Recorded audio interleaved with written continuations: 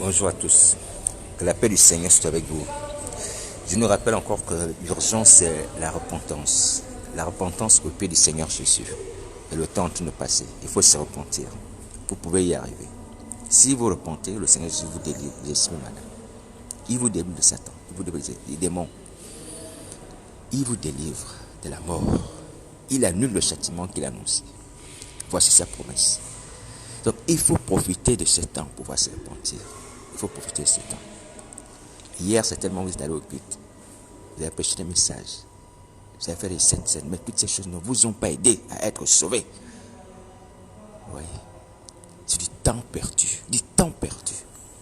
Et les activités vaines. Parce qu'on ne se repent pas. Parce qu'on n'est pas délivré. Ouais. Et il n'y a même pas de récompense pour ça. Il n'y a pas de récompense pour ça. Alors donc, je vous invite encore à aller au pied de Jésus-Christ.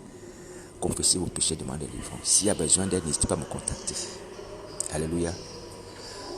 Qu'à cela ne tienne, dans le même sens, je vais nous rappeler l'histoire du Seigneur Jésus avec la femme samaritaine autour du puits de Jacob. Au travers de cette histoire, le Seigneur Jésus va nous révéler encore les choses. Des choses qui sont utiles à notre salut.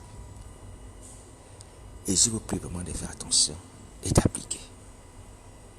La parole de Dieu est une révélation, comme le dit l'un des psaumes. Il dit, ta parole est une révélation. Elle donne l'intelligence aux simples. Cette révélation qu'elle puisse donner l'intelligence. L'intelligence de songer. L'intelligence de rechercher le salut de nos âmes. Et de marcher dans cette voie, la voie du salut. Et non la voie de la perdition. La parole de Dieu n'est pas une parole de perdition, c'est une parole de vérité. Et voyez, elle donne l'intelligence. Que Dieu nous aide. Alors, donc, l'histoire du Seigneur Jésus et de la femme samaritaine se trouve dans le livre de Jean. Donc, Jean chapitre 4. Mais bon, on va lire quelques passages uniquement. On va regarder cette histoire à partir du verset 20 jusqu'au verset 24. Donc, j'ai lu la parole du Seigneur. C'est la femme qui parle au Seigneur Jésus. Elle dit, nos pères ont adoré sur cette montagne. Et vous vous dites que le lieu où il faut adorer est à Jérusalem. Femme, lui dit Jésus, crois-moi, l'heure vient où ce ne sera ni sur cette montagne, ni à Jérusalem que vous adorerez le Père. Vous adorez ce que vous ne connaissez pas. Nous adorons ce que nous connaissons, car le salut vient des Juifs. Car le salut vient des Juifs. Mais l'heure vient, et elle est déjà venue, où les vrais adorateurs adoreront le Père en esprit et en vérité. Car ce sont là les adorateurs que le Père demande. Dieu est esprit, et il faut que ceux qui l'adorent en esprit et en vérité. Alléluia. Que Dieu soit loué pour cette révélation. Qu'elle nous donne vraiment l'intelligence de ne plus commettre les mêmes erreurs, mais de marcher dans la vérité et de pouvoir être sauvé. Alléluia. La parole de Dieu est vérité. Alors donc, il s'agit ici de la rencontre entre le Seigneur Jésus et la femme samaritaine, comme vous venez de l'entendre. Alléluia. Alors, et au cours de la discussion qui s'ensuit, après que le Seigneur Jésus ait demandé de l'eau à cette femme va dire à Jésus, comme pour lui dire que, bon, vous les Juifs, vous dites que le lieu qu'il faut adorer Dieu, c'est à Jérusalem. Vous voyez? Pour vous, le lieu excellent, par excellence, où il faut adorer Dieu est à Jérusalem. Ouais. Nous les Samaritains, nous pensons autre chose que cela. Alors, il convient de rappeler qu'effectivement, il y avait une brouille, sinon une mésentente entre les Samaritains et les Juifs au sujet du lieu où il fallait adorer Dieu. Pour les Juifs, c'était à Jérusalem. Ça, c'est le temple de Salomon. C'est la maison de l'Éternel. Mais pour les Samaritains, c'est sur la montagne. Cette montagne, c'est tellement une montagne symbolique, où certainement aussi, il y a une histoire entre Dieu et les patriarches. Alléluia. Alors, et donc la femme fait comme si elle reprochait au Seigneur Jésus, qui est juif, que vous, vous maintenez que c'est à Jérusalem, dans le temple de Salomon, qu'il faut adorer Dieu. Vous voyez? Nous croyons que c'est le contraire, c'est sur cette montagne qu'il faut adorer Dieu. Alors, le Seigneur Jésus va couper court. Il va dire à cette femme, nous adorons Dieu, le salut vient des Juifs. Vous ne connaissez pas celui que vous adorez. Nous sommes des Juifs, le salut vient de nous. Mais il va rajouter, et c'est ce qui est important, que l'heure vient, et elle est déjà venue, où les vrais adorateurs adoreront le Père en esprit en vérité. Ce sont là les adorateurs que le Père demande. Est-ce que vous voyez? Après lui avoir dit que ce n'est pas sur la montagne, ni à Jérusalem, qu'on doit adorer le Père. Mais on doit adorer le Père en esprit et en vérité. Donc voici la position du Seigneur Jésus. Voici la vérité sur la position qui faisait division entre les Juifs et les Samaritains, au sujet du lieu où il fallait adorer Dieu. Le Seigneur Jésus vient dire que ce n'est pas à Jérusalem et que ce n'est pas sur cette montagne qu'il faut adorer Dieu, mais il faut adorer Dieu en esprit et en vérité. Alléluia. Voilà, donc je me permets de nous éclairer là-dessus, afin que Dieu nous aide à ne plus commettre les mêmes erreurs. Alors, donc le Seigneur Jésus demande à ce que, au-delà de cette parole, mes amis, que nous puissions changer. Que nous puissions changer. La femme samaritaine et les Juifs avaient mis l'accent sur le lieu de prière. Vous voyez? Sur le lieu de prière. Pour les Samaritains, c'était la montagne. Pour les Juifs, c'était le temple de Jérusalem. Mais le Seigneur Jésus vient dire non, c'est pas ça. Il dit ce n'est pas sur cette montagne, ce n'est pas non plus à Jérusalem. Ce ne sont pas les lieux de prière qui importent dans l'adoration. Mais c'est le fait de pouvoir adorer Dieu en esprit et en vérité. Ça veut dire, c'est la façon d'adorer Dieu qui est important. Ce n'est pas le lieu où on adore Dieu qui importe, mais la façon d'adorer. Si on l'adore en esprit et en vérité, on a fait réellement preuve d'une bonne adoration. On a fait montre d'une bonne adoration. On a adoré Dieu de façon parfaite. Peu importe l'endroit où on se retrouve pour le faire. Si c'est dans un parc, un jardin, une chambre, ou même un temple.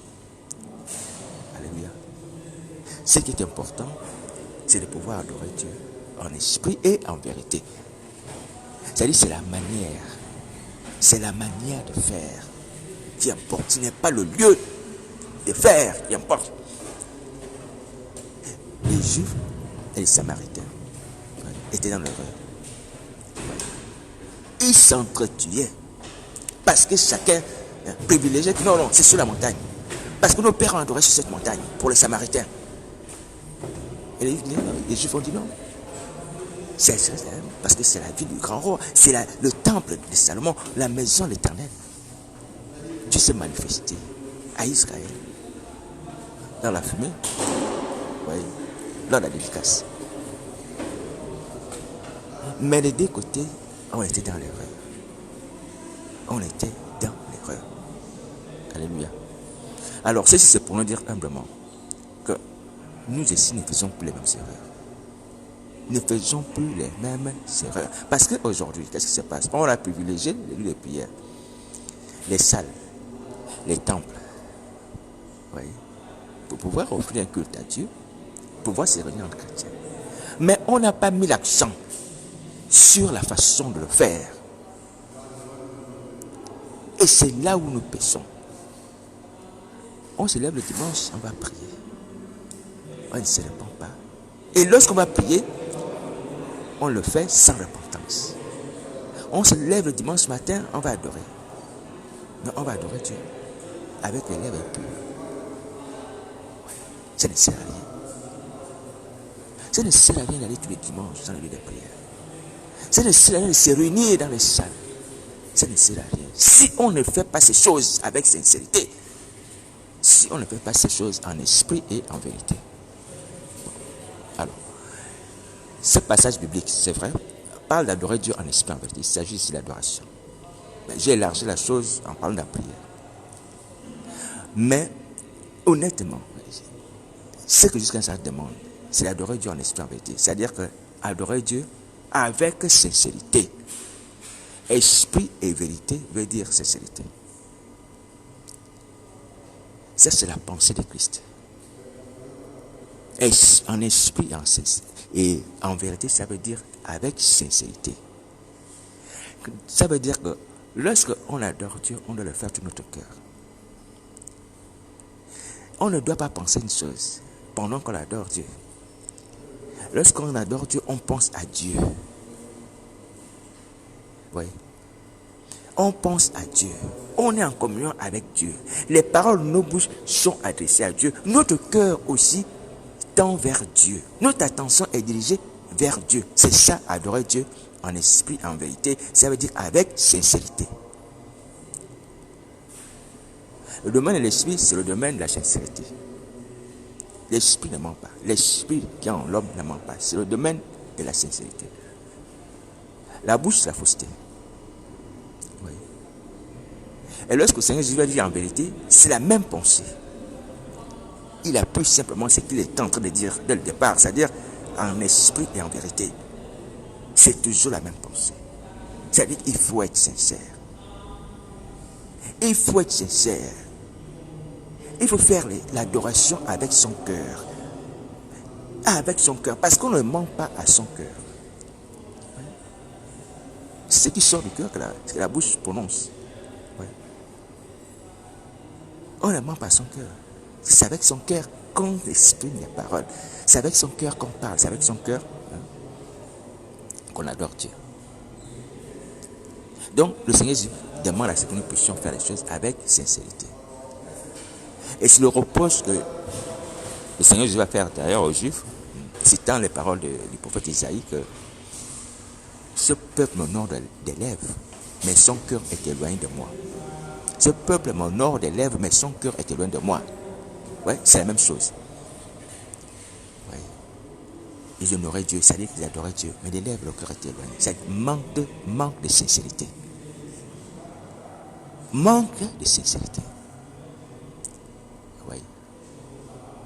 Et la Bible dit dans un psaume que l'Éternel est près de ceux qui l'invoquent avec sincérité, même lorsqu'il s'agit de prier. Il faut invoquer Dieu. Il faut demander à Dieu avec sincérité. Il est près de ceux qui l'invoquent avec sincérité. Il ne s'agit pas de faire les choses pour l'apparence, de parler, de beaucoup prier. Non. On peut prier peu et obtenir si on le fait avec sincérité. Ce qui est important, ce n'est pas l'abondance des paroles. Ce qui est important, ce sont les paroles sincères. Alléluia.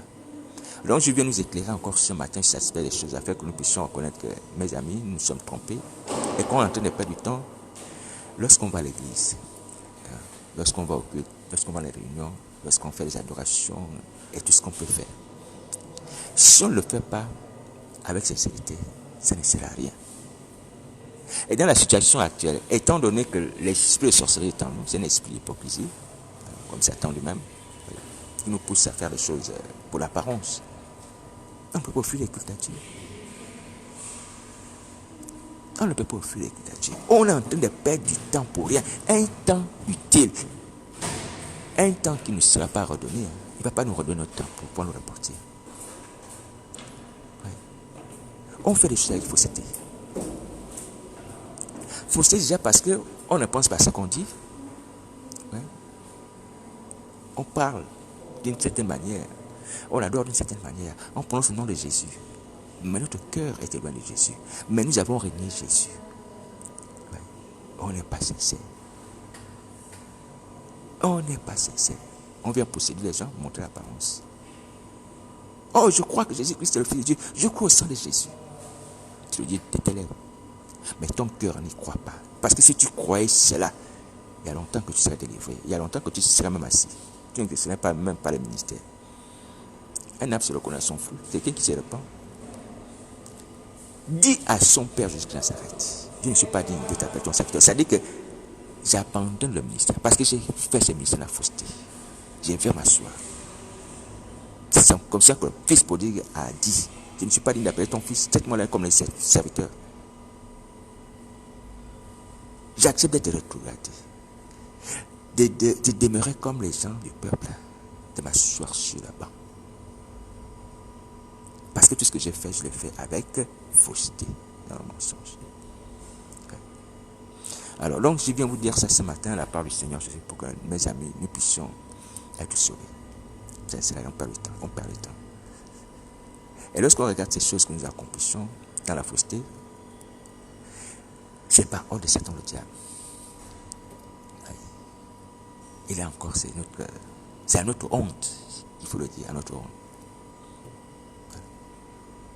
Alors donc, je viens vous dire encore, frères et sœurs, arrêtez les ministères, arrêtez les cultes, arrêtez les adorations, tout ce que vous faites là, les concerts, tout ce que vous organisez, les intercessions.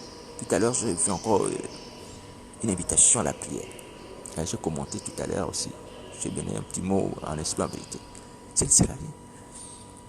C'est la vie. Ouais. En esprit et en vérité. Ce n'est pas la prière qui est importante. Ce qui est important, c'est la faire en esprit en vérité. Ce n'est pas l'adoration qui est importante. Ce qui est important, c'est la faire en esprit en vérité. Ce n'est pas le fait d'aller dans un lieu de prière qui est important. Ce qui est important, c'est d'aller faire ce que tu allais faire dans le lieu de prière en esprit en vérité, avec sincérité. Avec sincérité de cœur. Sincérité de cœur. Si tu fais des choses avec sincérité, tu seras sauvé et tu seras béni. Alléluia. Voilà, parce que tu ne regardes pas l'apparence. Tu regardes au cœur. Donc arrêtons ce cinéma-là. Arrêtons cela. Arrêtons cela. Et les gens se bagarrent pour rien. Les gens payent de l'argent pour les salles. Les gens se disputent les micros pour les fausses activités, les fausses adorations, les faux ministères. Qui ne nous rapportent rien. Le Seigneur Jésus demande la sincérité. La sincérité, mes amis, la sincérité. En esprit et en vérité, faisons les choses comme ça, mes amis. Même si c'est peu de choses, faisons-le en esprit et en vérité. Alors donc, maintenant aussi, puisque le jour, c'est le jour de la repentance, lorsque vous allez vous repentir, faites-le avec sincérité. Faites-le avec sincérité, s'il vous plaît. C'est juste que Dieu regarde au cœur. Et la sincérité, elle est la mesure qui nous permet de démontrer si on a prié comme il faut ou pas. C'est la sincérité. C'est que la Bible dit que Dieu, pour ceux qui l'invoquent, c'est qu'il l'invoque avec sincérité. Elle dit que si tu es parti faire la repentance, tu l'as fait avec sincérité, tu as la délivrance. Ou si tu l'as fait sur Internet, tu montres les photos comme quoi tu t'es repenti et tout ça, juste pour l'apparence. Tu n'auras pas la délivrance. Tu vas rester dans tes péchés. La sincérité, mes amis, la sincérité. Soyons sincères. Soyons sincères. Arrêtons le mensonge. Donc, sur ce, bon courage. Voici la parole que je voulais rajouter, en plus de l'exhortation habituelle que le Seigneur Jésus nous adresse, c'est de pouvoir nous repentir.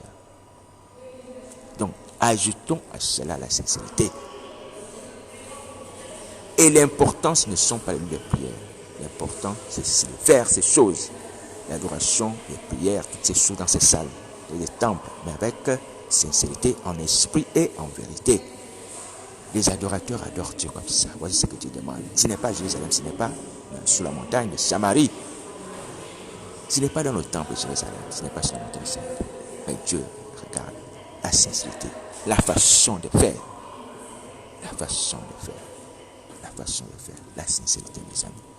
Que Dieu nous aide. S'il y a besoin d'aide, de soutien, pour prier, mon numéro de téléphone c'est 0758 88 71 71. Voilà. Vous m'appelez, on va prier. Bon courage. Merci.